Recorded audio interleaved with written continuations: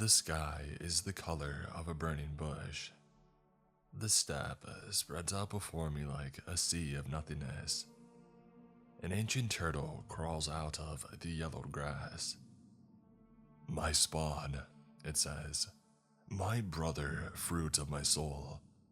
We stand before you pleading for help." The rest of the universe speaks along with the animal. I hear syllables on the frigid wind. I feel the presence of the sky. My soul surges with an indescribable wave of emotion. "God, is that you?" I ask. "Yes," the universe replies without hesitation. "It is us, God. We come to you, common traveler, with a request for aid." For a moment, my mind slips to the happenings at the encampment. I fear that the children are scrapping my bike for parts. Suspicion about the herbs that the medicine men have given me smolders in my stomach. For a moment, I feel fear, but that fear is quickly whisked away. Looking up at the sky, I feel whole. The air spins through the cosmos at my feet. In a burst of ecstasy, I feel my throat tightening. Tears fill my eyes. "God?" I ask, crying uncontrollable tears of joy. "God, are you still there?" "Yes." "What do you want me to do?" "We need your help, traveler." The sky thunders as it turns a deep shade of emerald. "We are the life force. We are the whole. Yet there is a corner of this world in which we are blind. There is a place in which our power wanes. We need you to go to this place and do our bidding." I wipe the tears out of my eyes, but more calm. The blissful feeling of connection keeps on surging through my veins, driving me to peaks of joy that I did not know were humanly possible. "Where is this place?" I ask, struggling to get the words out. The wind dies down. The old turtle retreats into its shell. The sky darkens into a starless night. "The place which you seek is not far from here. It is by a city, hidden in a forest. The place which you seek is..." The voice goes quiet. The universe grows silent.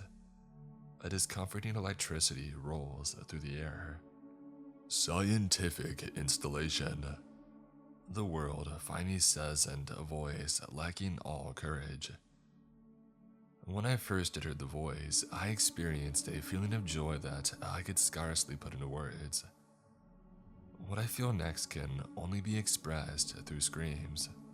With each syllable of that horrid name that I hear, a new shard of ice travels through my spine.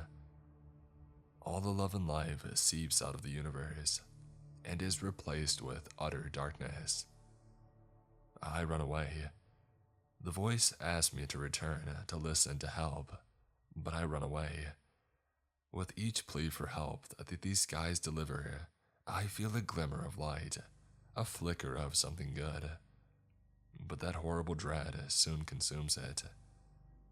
Scientific installation. Those incomprehensible words send me sprinting through the steppe like a wild animal. I return to the encampment. I try to find someone who speaks Russian, but I can't. The blind panic that is raging across my being makes me feel faint. I crawl into the first yurt that I see. It's empty. Shaking, I curl up in the corner of the tent and lose consciousness. I sleep a dreamless sleep, as if something was taken away from me. When I wake, it takes me a moment to remember that I'm not in Melbourne anymore. Outside of the tent, the morning sun shines bright and the air smells of smoke and goat. I am somewhere in Central Asia, on that motorbike trip I had spent 5 years saving up for. Before the Soviets had forced the local populations into concrete housing projects, Most of the people out here live the lives of nomads. Nearly a century later, in a world of Starbucks and Wi-Fi, some of those original traveling encampments still remain. I had ridden by some of the camps earlier on the trip, but I never stopped to explore. These 6 months worth of Duolingo Russian that I had under my belt made for a decent crutch when I was in the city, but I had little faith that it would help me out in the empty plains of the steppe. Yet last night, as I was riding, I found my stomach desperately empty, and a horrible migraine pushed against my aching eyes. I figured hand gestures would do for communication with the locals. They did. When I pushed up my motorcycle to the encampment, a group of children ran up to meet me. Back home, I would have definitely had an issue with strangers touching my bike, but with the amount of mud and dust on it, a few fingerprints wouldn't make a difference. The children ran their fingers across the tires. I pressed my hands to my mouth. They took me to a tent with goat stew. Behind the pot sat an old woman wearing a wolfskin coat. I pressed my hands to my mouth once more and she served me the broth. The migraine burning in the back of my skull took away much of the pleasure that the meal had to offer. But by the time the bowl was empty, my stomach was full. The woman smiled at me politely as I ate, yet when I tried to pay her with one of the colorful notes I had exchanged in the city, her demeanor changed. She studied the money, and then she studied me. After a brief, frustrated monologue in a language that I did not understand, she yelled something out of the tent. For a couple flickers of the stove, we sat in silence, unable to resolve whatever problem existed with the money. And then the tent door opened. A man my age walked in. The guy was a blend of culture. He wore a thick fur cap and the bristly beard of a nomad. Both his pants and shoes looked homemade, yet he also wore a Coca-Cola t-shirt and held a plastic calculator in his hand. The old woman took the machine. 10,000. The old woman gestured at the monochrome screen, and then she cleared it. 500. She pointed at the calculator with purpose. I had no idea what she was trying to tell me, and this frustrated her even further. She said something to the man. "Speaking Russian?" he asked in a language I understood. "Yes," I said. He relayed my message. The old woman immediately darted out of the yurt. Outside, a horse galloped off into the steppe. "You have given too much money," the man wearing the Coca-Cola t-shirt had said. "Mother is going to take smaller money from neighbor." I tried to remember the Russian words for distance or time, but I couldn't. "How long is neighbor?" The man seemed to have a crisis of words as well. He picked up the calculator and showed me a number. 3. I didn't know what to do with that information, but I embraced it. "Where from?" the man asked in broken Russian. "Australia," I replied. The man flashed his yellow teeth in excitement. "Oh, shrimp on the Barbie," he said, in thickly accented English. "Kangaroo." I laughed. For a moment, I forgot about my migraine. "How are you?" the man asked, excited to be speaking English. "Good, but my head hurts," I said, remembering my migraine. He said something that I couldn't understand. "Head hurting?" he asked in Russian. "Need medicine, man?" I grasped at words that no language app would teach me. "Smoking?" I finally asked. The man nodded. I didn't know how long 3 was, and the prospect of smoking grass in the steppe sounded like an adventure. I took out another 10,000 note. I hoped that $30 Australian would do. The man nodded more vigorously. "This way," he said, taking my money. He led me into another yurt, a larger one. A group of men sat around the fire, passing around a pipe. I had hoped for a baggie, but the strange gathering intrigued me. The air vibrated with the deep tones of a melancholic throat song. The men around the fire were making sounds that I didn't know human beings were capable of. Without pausing the music, they made room for me to sit. This was the adventure that I had left home for. 30 minutes later, I was running around the steppe, ignoring the voice of God. My wallet is still in my pocket. No one stole my bike. Even my backpack and camping gear looked untouched. Past the exhaustion from last night's rapture, I feel a wave of relief. I also feel hungry. When I entered the tent, the old woman immediately gets up from her broth and presses a bunch of notes into my hand. I fish out a 500 and press it to my mouth. She takes the money and gives me a bowl of stew. As I eat, the old woman continues to stir the pot. Quietly, she hums herself a little song. My soul is still in flux from last night. I feel like I both won the lottery and had an acute mental breakdown. I convinced myself that everything I had seen the night prior was simply the product of heavy psychedelics, but something in me feels changed. It feels like something really happened the night before. I try to figure out if I'm happy. I can't. I just know that I'm happier than I was back home. Boomerang. A voice interrupts my reflection. Crocodile Dundee, how are you? Good, I say. How are you? I am Smile, the man says confidently. He tries formulating another English sentence but gives up. Good smoke. Medicine man help. I realize that the headache is gone. I feel happy. Yes, headache gone. I spoke to a turtle. Somewhere in the back of my mind, a Duolingo chime echoes. The man laughs. We have strong medicine here. What did the turtle want? He wanted me to go to. The name of that horrid place scratches across my mind. Every syllable of that name sticks to my tongue like hot glue. He wanted me to go to the scientific installation. The flame beneath the pot hisses. The old woman stops humming. She starts shouting. The mood in the yurt quickly turns hostile. Out! You leave now! The man bellows in a language that I could understand. Never using those words here. Out! I try to apologize. I try to understand, but their fury is relentless. Saying the name of the place out loud, vocalizing those horrible sounds, it has made me unwelcome in the encampment. When I leave the yurt, the world outside is silent and still. Everyone has stopped what they were doing to stare at me. Even the pipe smokers from last night stand outside of their tent watching me. They're shaking their heads in sorrow, as if I had done a great misdeed. The encampment disappears in my side view mirror within minutes, but it remains in my mind as I ride. I went on this journey to seek the unknown, to experience other ways of life.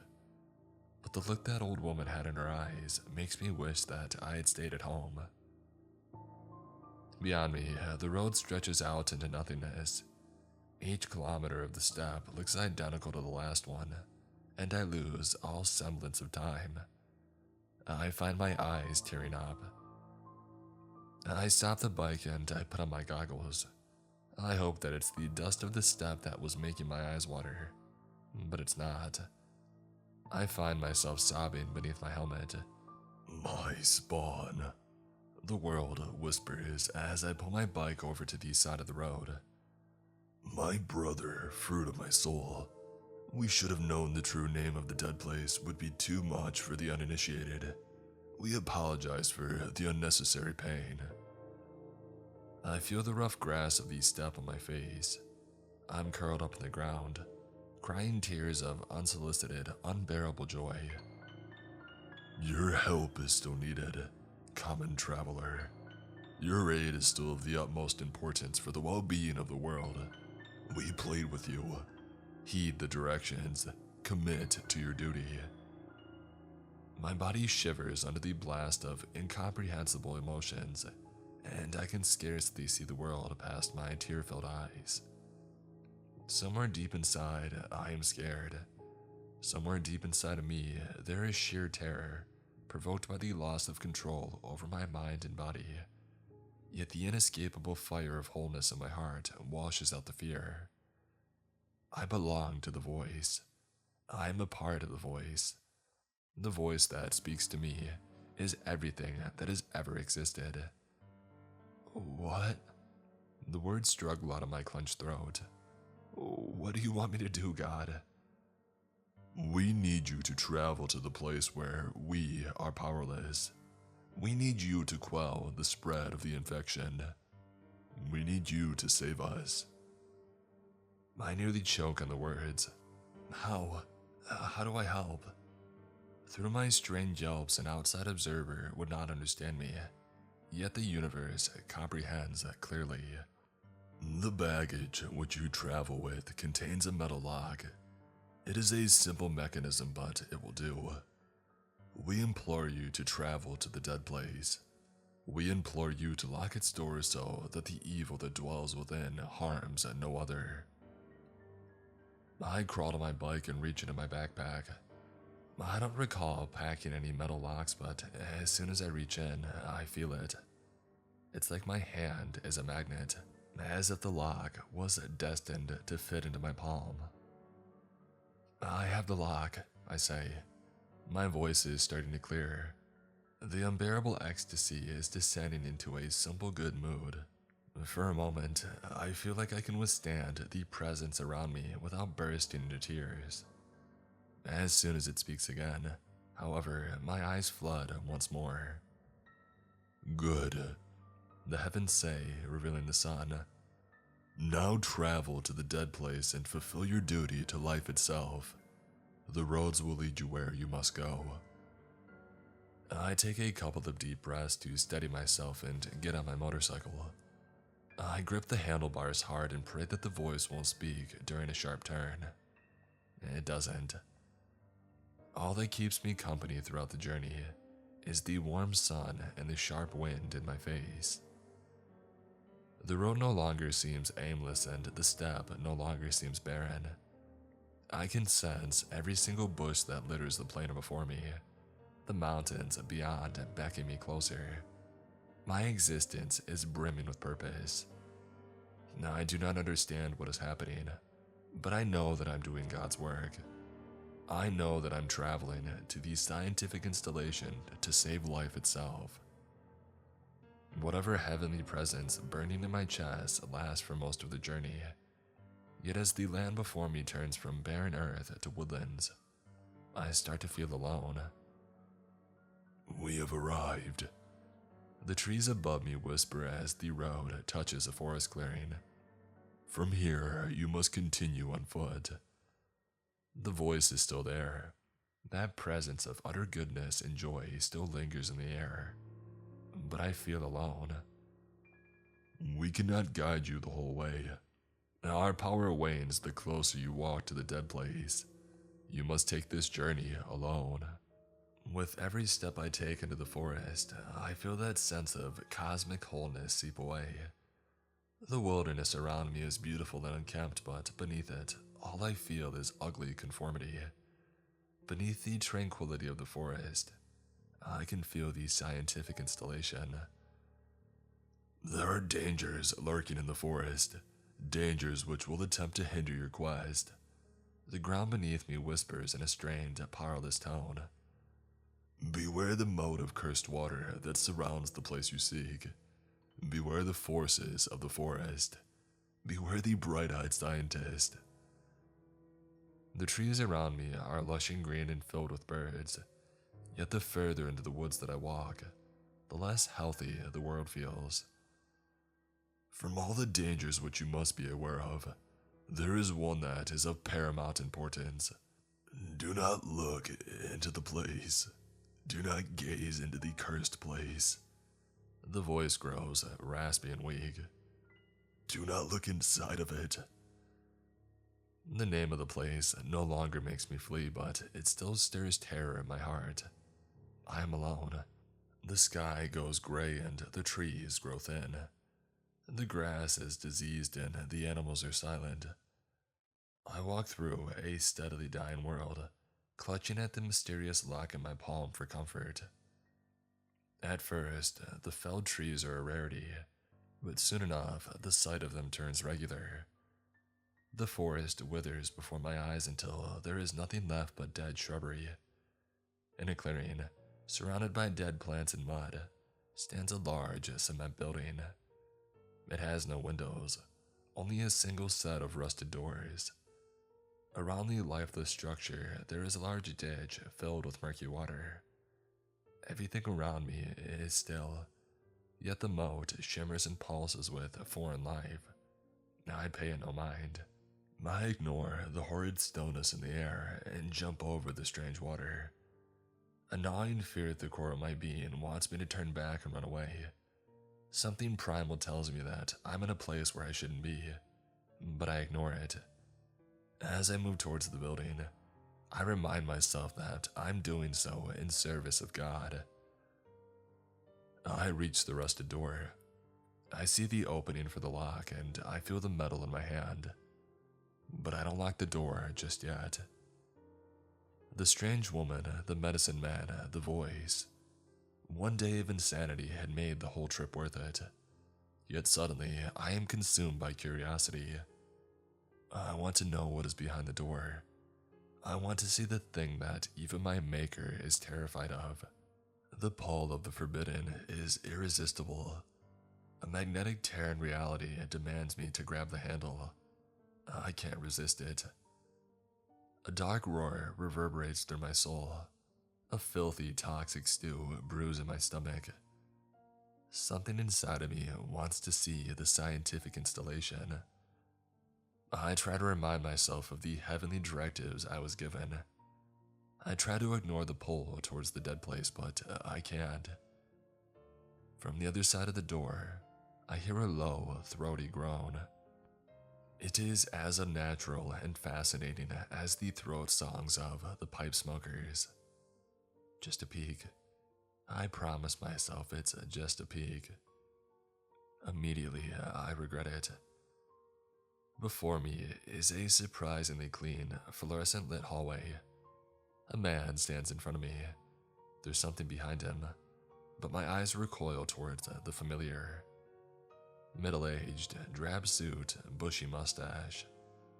There's something behind him, but my eyes refuse to look. The man's eyes are shut. His eyebrows are furrowed. He's shaking his head from side to side. There's something behind him and it's coming closer. "You shouldn't have come here," the man says in Russian, his voice grave and his eyes shut. "No one should ever come here." For a split second, I force my eyes to look at the thing behind him.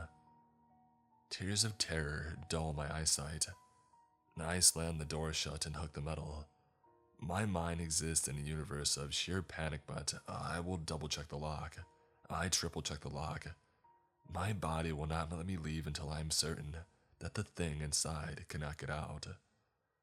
Only when I am sure that the abomination is contained do I run away.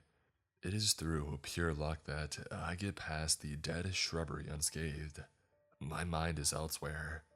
My mind is thinking of the blood, the metal, the arteries, the claws. My mind is cursed with visions of the evil that dwells within the scientific installation.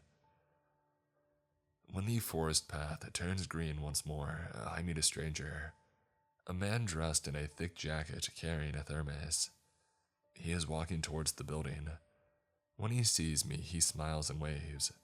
I do not return the pleasantries. I grab him and beg him not to continue down the path. I try to warn him of the pulsating monstrosity that haunts the halls of the scientific installation, but I fail. He doesn't understand me. His smile quickly fades and he looks at me like I'm a drunk.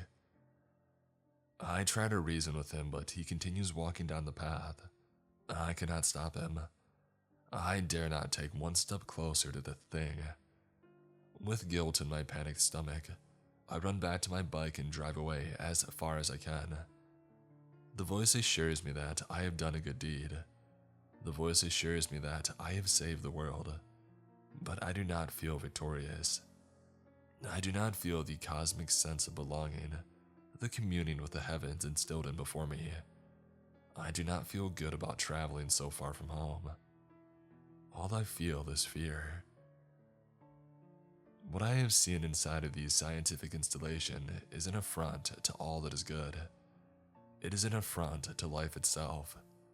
It is powerful and large and beyond comprehension. I have only seen it for a handful of seconds, but the weight of its visage is something that I will carry with me to the grave. I fear the thing that lives inside of the scientific installation. I fear that a simple metal lock cannot hold it.